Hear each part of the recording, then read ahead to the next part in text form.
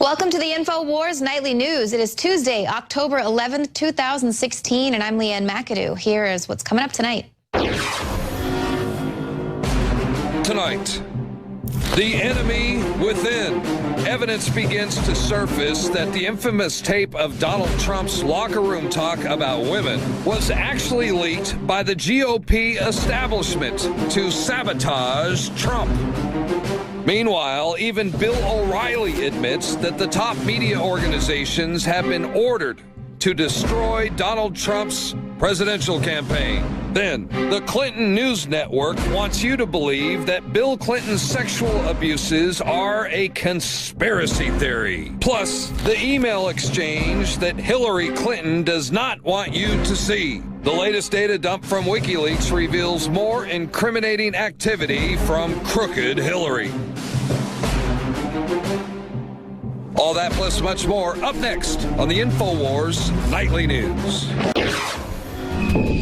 The latest data dump from WikiLeaks is showing us there is an inordinate amount of collusion at every single level to get Hillary Clinton elected as president.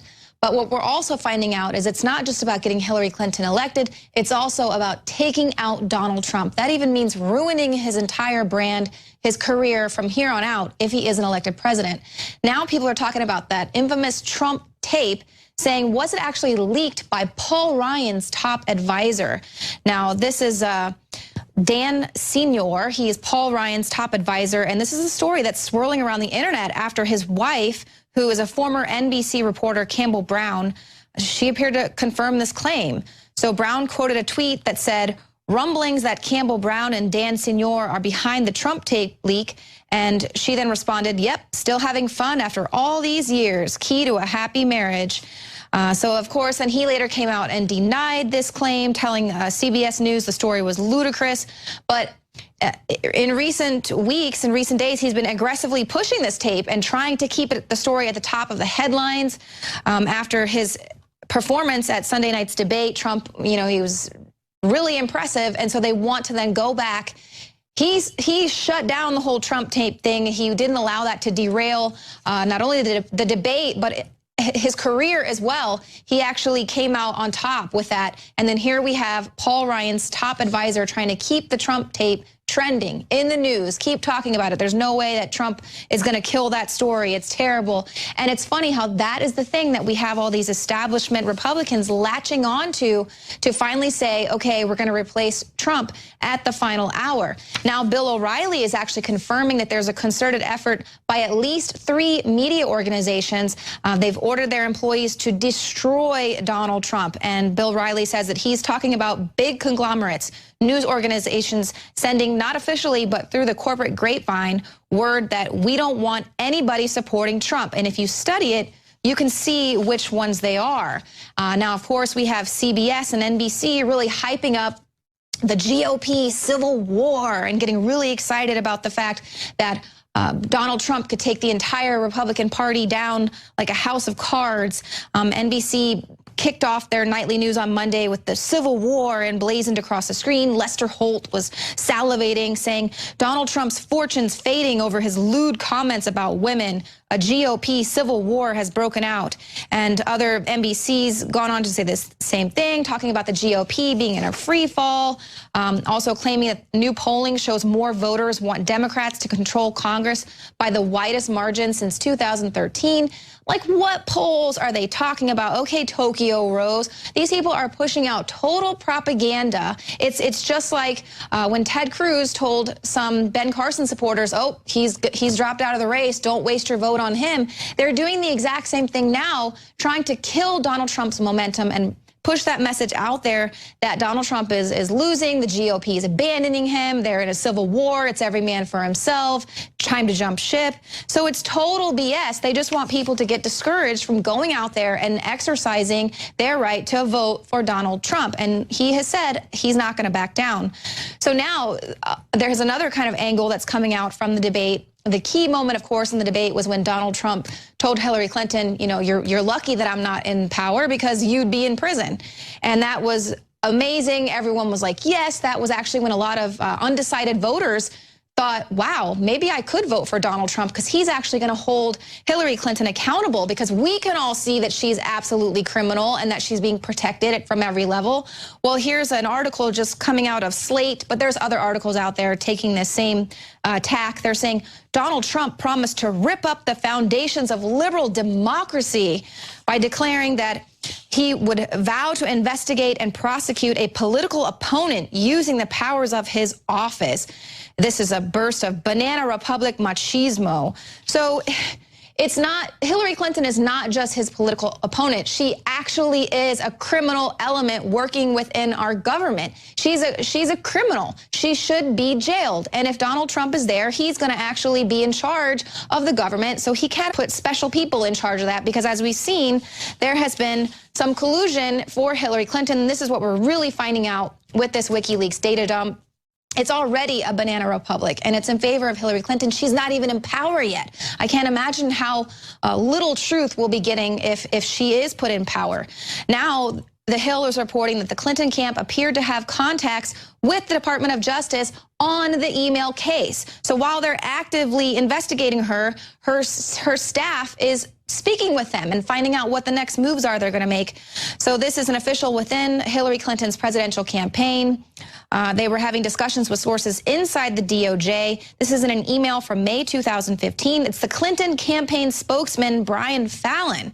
And he says that the DOJ folks had informed him about an upcoming status conference in one of the lawsuits regarding Clinton's private email setup.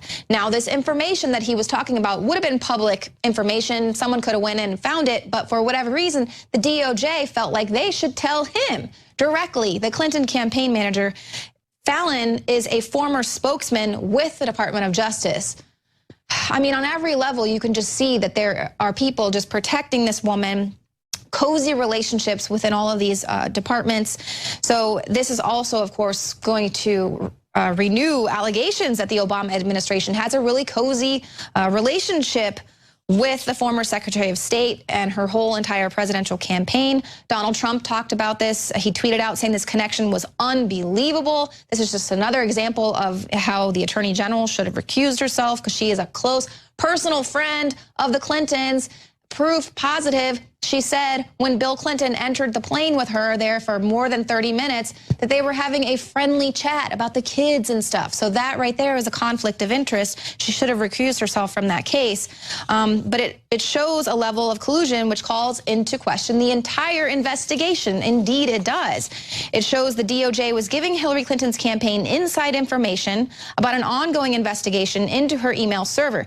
Reince Priebus says this is deeply disturbing, raises more questions about Bill Clinton's tarmac meeting with the Attorney General, and instead of facing consequences for her actions like other people have, she's been protected at every turn by the Obama administration so she can continue the failed policies of the last 8 years. And that is indeed true. She was getting coaching from the Obama administration about how to handle when it was going to come out about her private email server. And of course, we know the State Department actually coordinated the email release with the Clinton campaign. So these are some more emails coming out of WikiLeaks.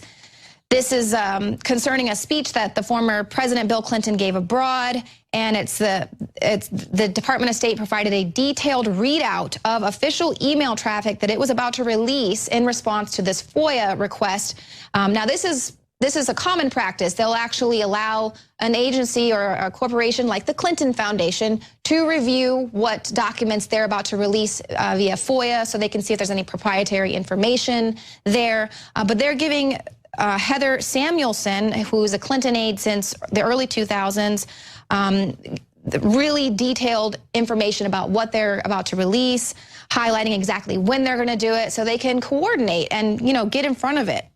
And so she says, no objections by Department of State in this batch, but some lengthy internal discussions among officials that I highlight below.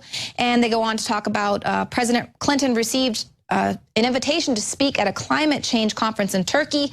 He would have been compensated by the Turkish government, and also the Canadian government would have paid him for the same type of thing. So these are just things that would have come up that would have ruffled some feathers there, showing that Hillary Clinton, State Department, and the Clinton Foundation were kind of doing a little pay to play there with these speeches. Now, and again, this goes on to talk about how the White House colluded there with her to put the spin on this private server so it wouldn't look bad for the Obama administration. You'll recall he said he wasn't aware that she had this private server. Meanwhile, it came out later that he was using a secret name in order to contact her and communicate with her on this private email server. So of course he knew she had it, and he was using a code name. But that's not all. We can also see that the New York Times and CNBC's John Harwood was actually advising the Clinton campaign. So this was someone who was a debate moderator, and he was one of the ones that actually really he got really excited about the fact that he was able to provoke Trump at the debate. You remember he said, let's be honest, is this a comic book version of a presidential campaign? And he was really proud of himself for that. But he actually gave the Clinton campaign tips about other candidates. He sent an email to Podesta telling him to watch out for Dr. Ben Carson. And he linked to some videos that he had done with some interviews with Ben Carson. And he said, watch out, Ben Carson could give you a real trouble in a general. Okay, and so here we have New York Times, the media, we have Univision. So this is like an entire network now pressuring Hillary Clinton's presidential campaign, telling them, hey, some of the things that Donald Trump was saying about some illegal immigrants from Mexico being drug dealers and rapists, you could really attack this. You could really latch onto this. You guys really should speak out about this. We should get something by standing up for Latinos or attacking Republicans for not condemning his speech. So Huma Abedin responded, well, if he's hearing this, if he's raising this, it means he's hearing it from his Univision colleagues. And of course, the owner there has given millions of dollars to pro-Clinton super PACs. And then the Clinton communications director, Jennifer Palmieri, said in another message, he's right. We should be jamming this all the time. What else can we do? Issue a broader challenge. So here we have the networks colluding with the campaign saying, you know, here's what you guys need to do. We'll really push this for you. The New York Times gives Hillary Clinton veto power. So they're supposed to be independent journalists following Clinton around, following Trump around. But here they gave her the power to veto statements that she made. But this was in regarding a statement that she made about Sarah Palin, but it never made it into the long profile because she was like, nah, that's not going to look good. We also see the Boston Globe coordinating on how to maximize Hillary's presence. So this is Marjorie Pritchard, the Globe's op-ed editor. She contacted Podesta, wondering if they were still set to submit an op-ed, but then she went above and beyond and offered tips about how the campaign could extract maximum benefit from the piece by coordinating its publication to match the Globe's regular reporting.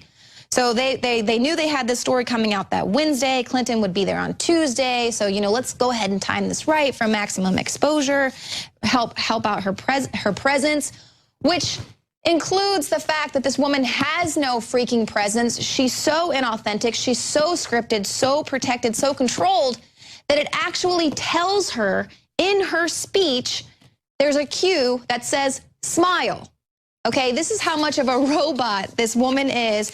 And this was coming out of an email where it was shown that she has begun to hate the phrase everyday Americans because she's so out of touch with everyday Americans that she says it's too scripted, too stiff. She can't really, you know, she can't sound convincing when she talks about, you know, just being like everyday Americans. So she wanted to take that out. And then there it was revealed, some of her speech, and it says, smile. So, I mean, and now we also have, you know, on the other side, we've got CNN panelists. WikiLeaks was able to release, they had a surrogate list of all of their favored journalists. So people that we watch every day, we see Rachel Maddow, Chris Hayes, these type of people who are her surrogates, who are willing to put stuff out there for her, be her champion. Here's a CNN panelist appearing on New Day. This is Jackie Kuchinik. She also works for the Daily Beast. So, you know, it's coming from all angles here, print and TV media. She says any accusation of Bill Clinton committing sexual abuse or of Hillary threatening his victims to keep quiet comes straight out of conspiracy theory land. So there you go. It's another conspiracy theory. And then get this. Now, we all know that Hillary Clinton has sock puppet accounts out there, that she pays these AstroTurf paid trolls. And, I get attacked by them all the time. Well, get this. So initially, she was spending about $1 million on Project Breaking Barriers, paying people to respond to negative info. That has increased to over $6 million they're paying people to troll. And what's really interesting is that this AstroTurf effort is going far beyond merely defending Clinton. They're actually targeting and intimidating people who criticize her. So this is going after random people online, trolling them, attacking them. And then, of course, she wants to be the face of the anti-bully campaign. Total crap. We're going to have more on this WikiLeaks coming right up. But here's Margaret Howell.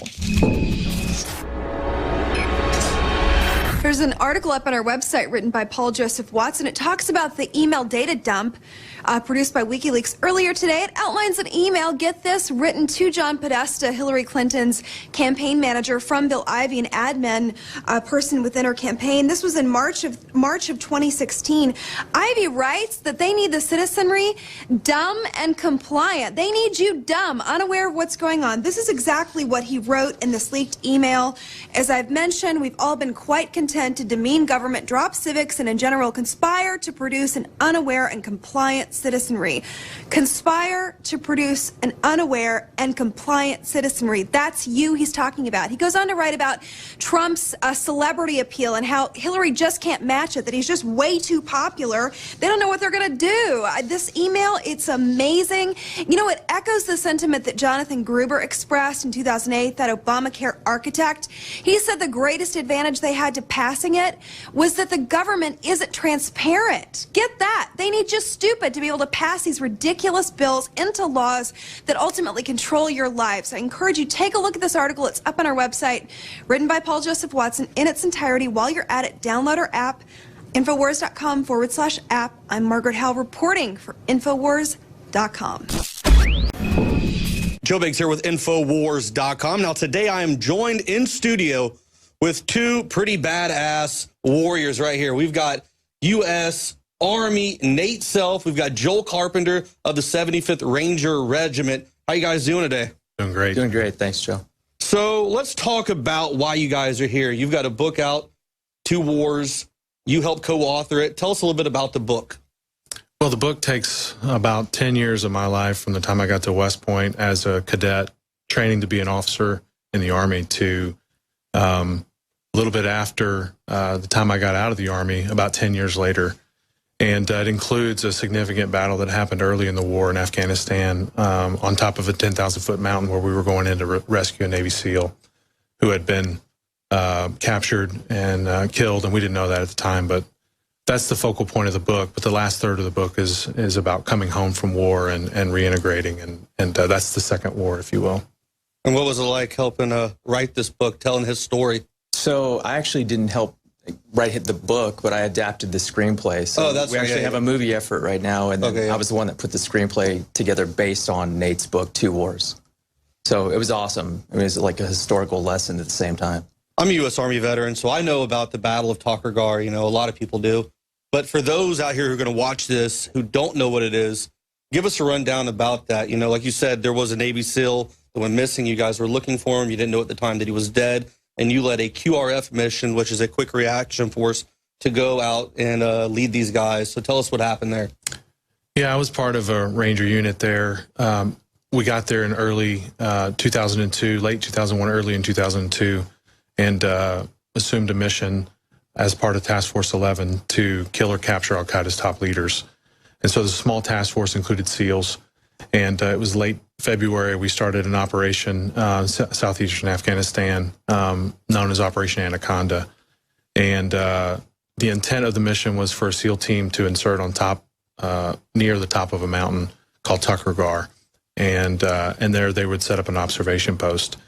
As they went in, they came under fire, and the helicopter pilots flew their helicopter away, and a SEAL named Neil Roberts, part of SEAL Team 6, fell out of his helicopter and into an enemy strong point. He was fighting there alone as his helicopter flew away. His team went back there to try to get him about an hour later, but my team was also called to come in and try to reinforce the SEAL team or to find this missing SEAL. And so we went in just about daybreak on March the 4th, 2002, and on the same mountaintop, right before my helicopter landed, we were shot down, and immediately in a firefight all day. What's that got to be like? What's going through your mind? You know, you're already putting yourself out there. You're risking your life to go try and get this SEAL, and then you already got all these things going through your mind. You know, before you go to a mission, what's going to happen? Are my guys going to come back? Am I going to do the right thing? All this stuff goes through your mind, and then you get shot down. I mean, what's going through your mind at that point? I mean, that's got to be intense. Well, the preparation that you mentioned, Joe, is you think through scenarios a lot in your training and in your reading of military history and in your mental preparation and just discussions with the guys. You don't necessarily expect things to go that badly, but you're also not necessarily feeling a high degree of fear because you're with your team, you're highly trained, and you're focused on what needs to be done. And so going in there, we had spent a few months in Afghanistan up to that point with not much action. So we were pretty excited, but we knew that having a missing man from our force on the ground was as significant a mission as we could have had. And so we were really focused. And like I said, not expecting things to go badly. Once you find yourself shot down on this mountaintop with heavy gunfire coming inside the helicopter before we even got out, it's quite a shock. So we've seen what's happened with Benghazi. You know, I've talked to Chris Peranto quite a few times, you know, run into him here and there. He's been on the show. You know, he got left there. You know, what are your thoughts on what happened with Benghazi, with Hillary Clinton? What do you think about that whole instance? There's a lot of people that have mixed emotions, mixed feelings about it, but how are you as a vet, who's someone who's been there, who knows what it kind of feels like to be stranded over there and not know if anybody back here is even paying attention? Yeah, I think when you're on the ground and you're executing mission, whether you're a contractor supporting our government or you're actually in uniform executing a mission, you somehow have a way of separating policy and decisions that are made at higher levels, and you're just focused on getting the job done and getting everyone home alive. And having been in that kind of situation where, very similarly on this mountaintop, we knew that we weren't going to get reinforcements. We kind of knew that it was just us for several hours, and every decision we made could have meant the demise of all of us, or it could have prolonged that. But it was really just us for a while. That's a pretty heavy feeling, and although you have the support of the whole country, there are certain situations where it's not there. And I was in a situation that for several hours, because of our communication situation and where we were, and a lack of communication on our part because we were so overwhelmed for a matter of a couple of hours, we were literally alone. And that feeling is one that, like I said, it's pretty heavy. But when you know who's around you, and you know what you've been through in training, and you know what you're willing to do for each other, you don't believe that you're going to fail. Now, were you injured while you were over there? I took a little bit of shrapnel in my right leg. We had several men die in this battle. Several on board my helicopter. 6 of us from our team gave their lives to bring Neil Roberts home, and he was the 7th casualty, or the first casualty, if you want to look at it that way. But several others wounded, including me. It's pretty intense. Anything you'd like to add, Joel, as well? No, I mean, I worked as a security contractor after my time with Ranger Regiment, and I was actually in Baghdad when Benghazi took place, and we were operating out of a hotel in the red zone. So I always, my worst fear was, what could happen. I mean, we could have easily been overrun. And I think everybody was aware of that. But just like Nate said, like, you become focused on the mission at hand, and you almost get lost in that. Maybe it's a good thing, but you're hoping for the best. And a lot of times I don't even think in my mind I ever thought that it was an option, that, you know, death was an option, not because from an arrogant point of view, but it just seemed like, okay, we just have to do, you know, A, B, and C and get through this. So, you know, I never, in my time in regiment, I never experienced anything like Nate did with those other Rangers. A lot of those guys are my friends, and I've been on hundreds of combat missions, and we just never had that. So it's amazing to me that you can be from the same unit. Nate and I were actually served in the same company, and at different times, and then, you know, have such differences in what he went through and then what my experience in regiment was, you know, fairly positive. Every mission that we went on, it was like mission success, came back, 0 incident. So, you know, my empathy goes out to Nate and all those guys that fought that day. Well, it truly is an amazing story. We look forward to being able to see the show coming out, The Warfighters. Tell us a little bit about that really quick, where to see it, when it's coming out, and then that'll be it.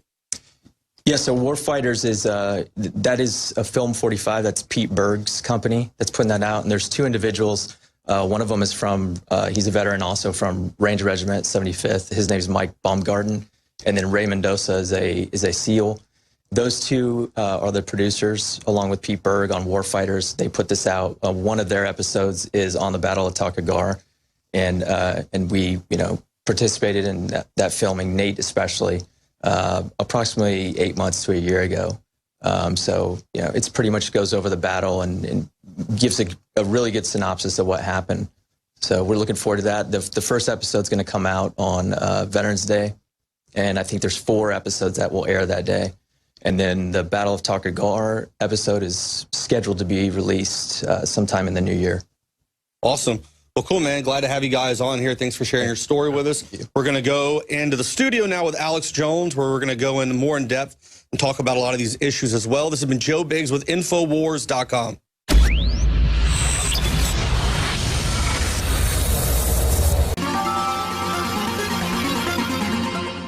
I have no doubt that I am Bill Clinton's son. It was common knowledge. Everyone in Arkansas knew. Everywhere I went, they pointed, that's Bill Clinton's son right there. He looked like him, don't he? The ears, the mouth, the chin, the teeth, the eyes, the nose. I see him in me. You can see a black Bill Clinton. When I brush my hair, I can see Bill Clinton with waves in his head. I always felt bad about him not wanting to be in my life. Was it because I was black? Was it something wrong with me? Why he don't want to be a part of me? It made me think of even sometimes suicide. It's not fair, and it has been hurtful. That he still refused to acknowledge me. Well, time was very hard, and my mom was a working girl on the streets. She was heavy on drugs. My name is Lucia Bolton. My sister's Barbara Williams, Danny Williams' mother. She's a prostitute, and she, you know, hung around on the streets on 17th and Main. She met him on the streets. I was told that she was with him on 13 occasions. You know, like, you don't know, about 5 or 6 months after, you know, they had dated and everything. She said she was pregnant either. My mom went to prison and lost custody of us. My Aunt Lucille stepped up and gained guardianship of us. She raised us in Little Rock, Arkansas. At the time, we was from group home to house. My Aunt Lucille wanted to have a father in my life. As a small child, she took me to the governor mansion. There was a car coming at the front gate, right? And the gate swings open. I ran up in there and ran behind the gate, okay? She was trying to get him to accept me and notice me. When I got to the door, I asked for her, and the door was slammed in my face. Slammed the door in her face. This is Bill's son. He had the black son out here. And these little guys hit him off the side of the place. Hillary, she had guys chase him off the property. And I went to run and jump the fence. You know, get the hell out of there. I read history. Basically goes back to slave owners. When they have a child with one of their slaves and the wives try to have them banished off the plantation.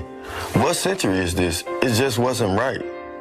Every child in this state is somebody, because we're going to give them every chance we can. And honestly, we were needing child support at the time. My mom was in prison.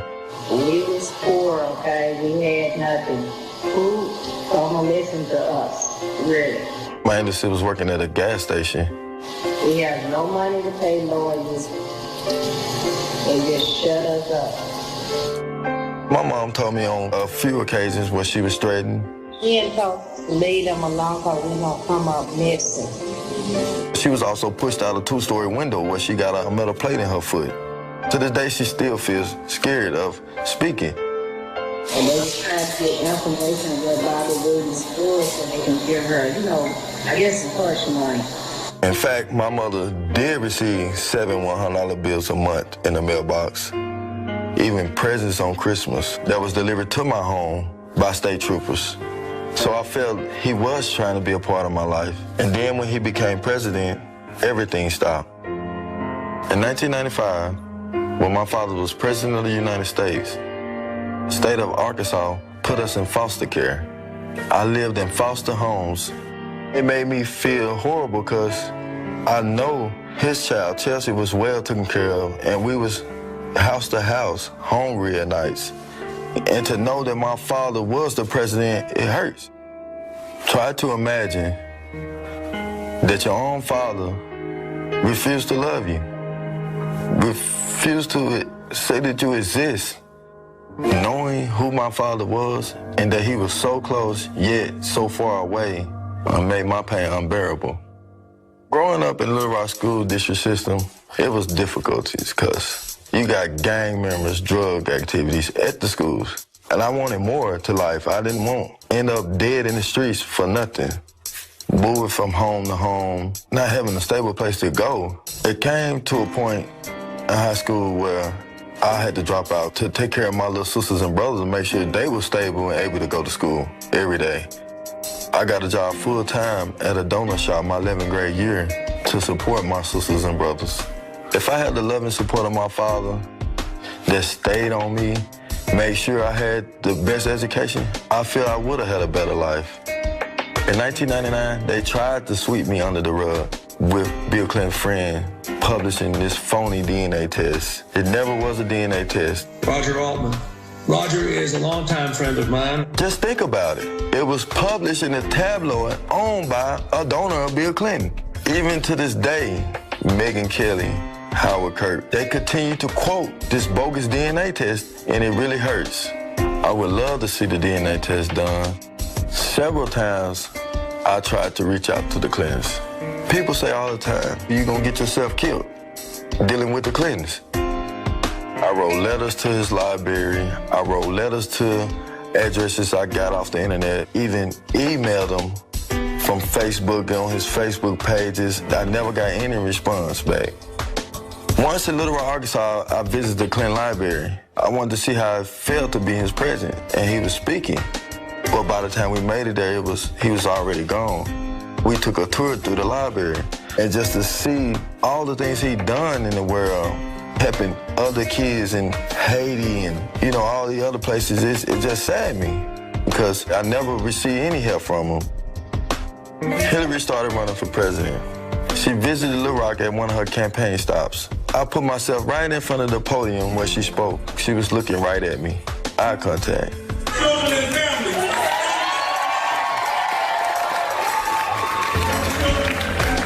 In my heart, I was thinking she knew who I was. I met with a small group of the Black Lives Matter activists. It made me wonder if she's saying Black Lives Matter, why I don't matter to her. And I just felt for them. I was going to introduce myself as Danny Williams, her husband's son, and her stepson. I am a new grandmother, in case you haven't heard. I had millions of questions to ask, why? We're going to do everything we can to make sure she has every opportunity. As soon as she spoke, she got out of there. I didn't get to talk to my stepmom. I could never imagine having a child and not acknowledge him. As I know how it feels to not have a parent in your life. I work construction. I am a person of faith. I take my kids to church every Sunday. I teach my sons how to keep bad language out your mouth, how to speak properly with yes, sir, and yes, ma'am. Recently, I've been telling my kids that their grandfather was the president of the United States. And they amazed by it. They like, no, you know, is it for real? And I tell them, yes, you know, that is my father. And I'm gonna make sure you get to meet him one day. Hillary, please do not deny I exist. I am your stepson. Chelsea is my sister. And Bill is my father. Super predators. We have to bring them to heel. I felt bad when Hillary called black people super predators and that we need to be brought to heel. I'm black. I'm real. I am her stepson, and I deserve the love that she has given Chelsea. We hear my stepmother tells the nation every day, we're stronger together. They know who I am, and I know who I am. I have to meet my father. I have to know that he's willing to even accept me. I have to know that I don't know. Like any child, I want to know my dad, and I want him to know me. I'm his only son in the world, and he's my only dad. We have to come together. We have to. If Black lives truly matter to you, please contact me.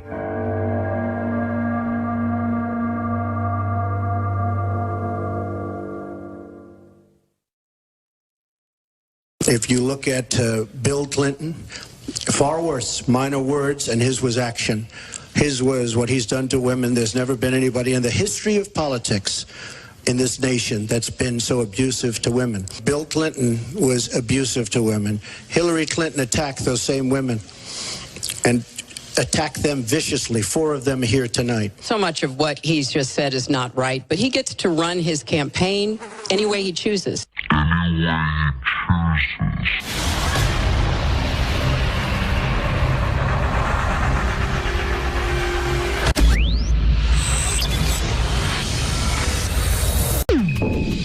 WikiLeaks has just released another 1,100 emails coming from the John Podesta data dump. This is the 3rd data dump. Julian Assange has said that he has up to 50,000 messages that are going to be very damaging to Hillary Clinton's campaign. Of course, the timing is proving to be a major headache to Hillary Clinton as well as her supporters. I don't think that this is going to do any real damage to her before the election, especially since the mainstream media refuses to pick up on it and give it any traction. It is, however, going to do some long-term damage to liberty by what we're seeing within these WikiLeaks. And this is coming from just one person. All the collusion, all the corruption. Owen Schroyer, Margaret Howell joining me now. What did you guys think about? What were your big stories? Well, John Podesta, let's just remind people, John Podesta, he was a special counselor to Barack Obama. Not only that, but he was her senior campaign manager. He currently is. And these emails, they're so telling of how she really thinks and feels, how she thinks about us. And there were 2 pieces that I found particularly interesting. The first one that I wanted to bring, Saudi Arabia and Qatar are actually funding logistically and materially and financially support for ISIS. They're funding ISIS. This was the content of this email. She writes it to John Podesta, who at that point was the counselor to the president, and she's saying that Saudi Arabia and Qatar are both giving financial and logistical support to the Islamic State along with other extremist groups. Now, keep in mind, this is the same Saudi Arabia that donates to the Clinton Foundation. Oh, by the way, they're also providing material support for ISIS in this email leak. This is what she writes.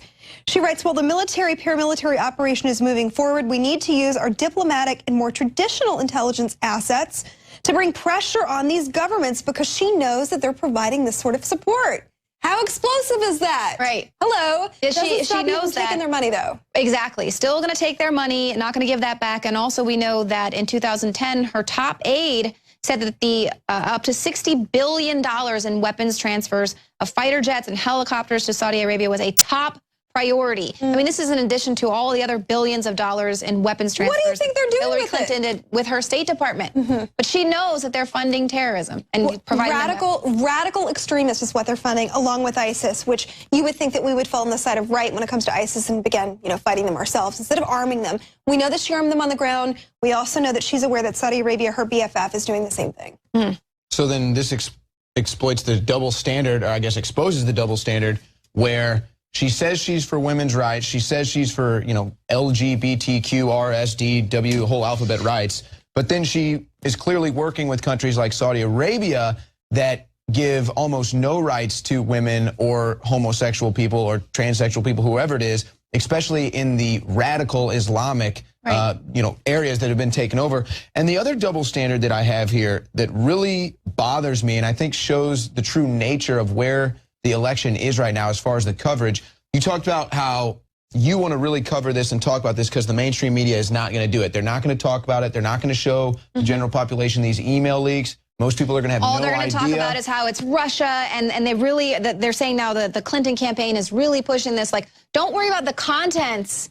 It's just the bad thing is that we were hacked into by the Russians. I mean, are you kidding me? They have no proof. Without proof. Well, and imagine if this was Donald Trump's campaign that had these emails leaked. It was Donald Trump's campaign that showed he was working with countries that have funded ISIS. It was Donald Trump's campaign that has infighting going on about how they're going to control the narrative in the media. You've got other stories we're going to cover. So, to me, regardless of policy or where you fall politically in this election, how can people not just look at this double standard in news coverage and at least scratch their head as to why Donald Trump gets beaten all day long and they completely ignore the obvious corruption in the Hillary Clinton campaign that comes right from her own emails? Right. I mean, it is absolutely insane. And, I'm starting to get a little bit discouraged with all of this because there's so much collusion at every single level. I mean, we're seeing the heads of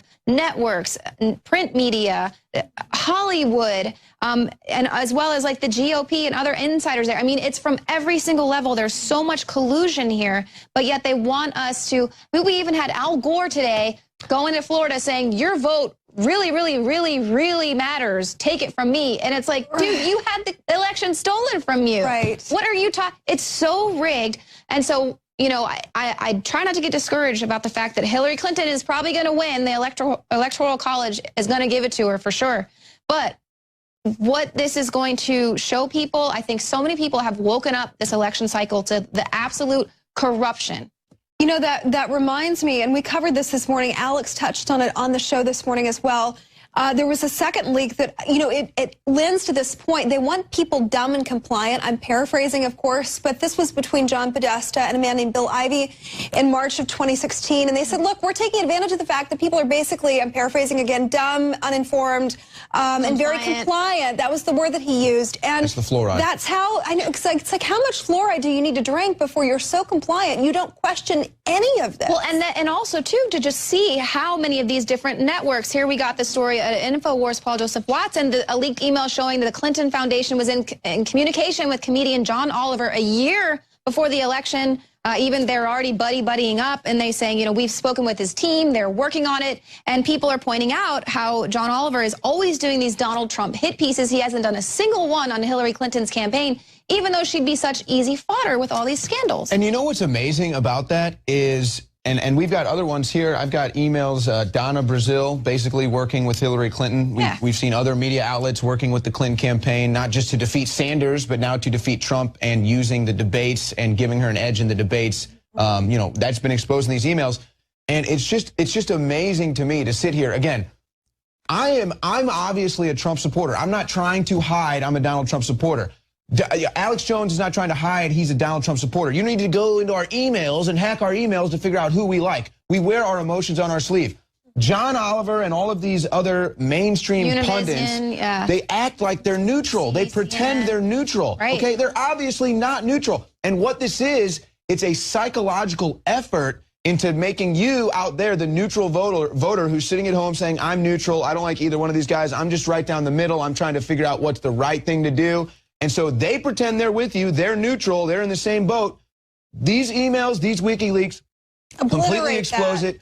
And as we've covered, again, this is a double standard. As you said, he could be roasting Hillary Clinton like a turkey ham, a turkey chicken, whatever, all the turducken on Thanksgiving, and he completely ignores all of this. So my question is, and I know this is a little bit, off topic, but, is John Oliver compromised? Is John Oliver a political weapon in the media, or is he just a complete shill or a complete moron? I don't know. I don't get it. I used to think it was funny. Think about the surrogate list that they released that showed all of the people within the media, within Hollywood. Here we have Hollywood directors, the guy that founded Miramax coming out and colluding with the Clinton campaign to get this woman elected. And obviously we see how many millions of dollars Hollywood is donating to Hillary Clinton. So, of course, they're all going to want to rally around her and make sure that their money goes really far. But talking about a double standard, if anyone had done what Hillary Clinton did with her email, I mean, the stuff that's come out about the DOJ and the State Department and the FBI.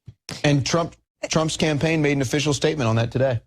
Well, Trump actually, we need to go back to this. He obliterated her in that debate, saying that she belongs in jail. If anything else that people walk away from these stories, it's that there is significant wrongdoing on her part. She does belong in jail. Just take a look at the evidence. Go to our website if you need more of it. Yeah. But it's but she didn't say anything mean, though. She didn't say anything that offended me, so I should ignore this. Right, yeah. She didn't say anything offensive that, you know, is going to hurt the women, even though most women amongst ourselves would probably say a lot more perverse things, you know, just being honest.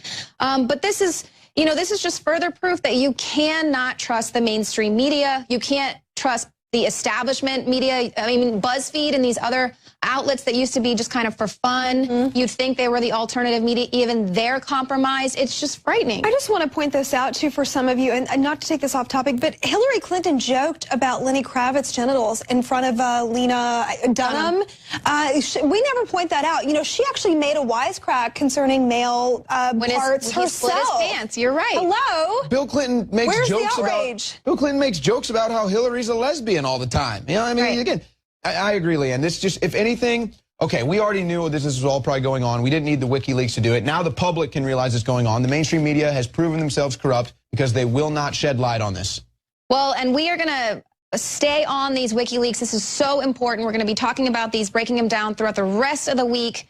Thank you, WikiLeaks. You came through. You did not wiki roll us, and we really appreciate it. Thank you so much. And thank you all for tuning in to the show tonight. We really appreciate it. If you're watching us on YouTube, hit the subscribe button.